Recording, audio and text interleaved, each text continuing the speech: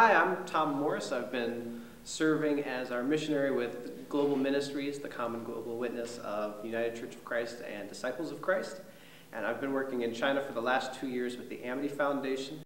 It's a wonderful thing working with the Amity Foundation, which is an indigenous Chinese Christian organization.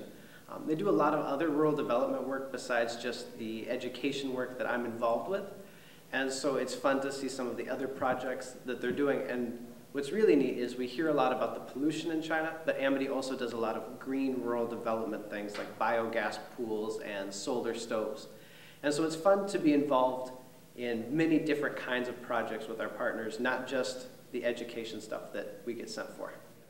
Most of what I do is teaching students who will become English teachers back in their hometowns. And where I've worked for the last 2 years is Guangxi province down near Vietnam. And the students come from tiny, tiny villages, which is not usually what you think of when you think of China. These days we think of Shanghai and Beijing with populations of 15 or 20 million.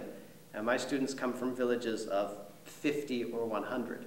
I have one student, she comes from a tiny village where she walks 45 minutes just to get to a road where she can take a motorcycle, so that she can take a bus, so that she can take a train to college. And so she doesn't go home very often. But I was talking to her right before we went on summer vacation, and she said in her hometown, she's not only the first person to graduate from college, but she's the first person to have finished high school. And when she goes home, they call her teacher already.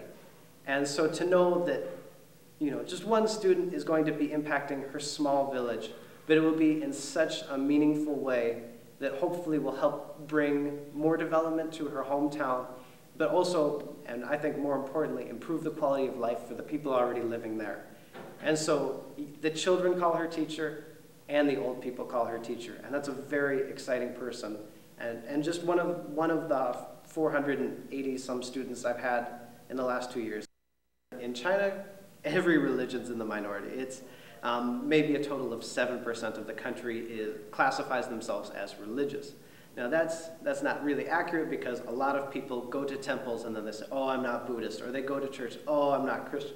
But Christianity is definitely in the minority, but it's a growing minority in China. And experiencing religious life with the people there and walking with them instead of pushing them in a direction is, I think, a wonderful, wonderful presence for us to have in China. For people to just see what Christians are like and be inspired by that to learn more about Christ for themselves is really great. I would like to thank everyone who makes it possible for me to go and do this work in China. It's been an incredibly meaningful part of my life, and I hope it is a meaningful part of my students' lives as well. I've already helped 500 students, and for me, that's the biggest gift I've ever received. So thank you so much for all of your help.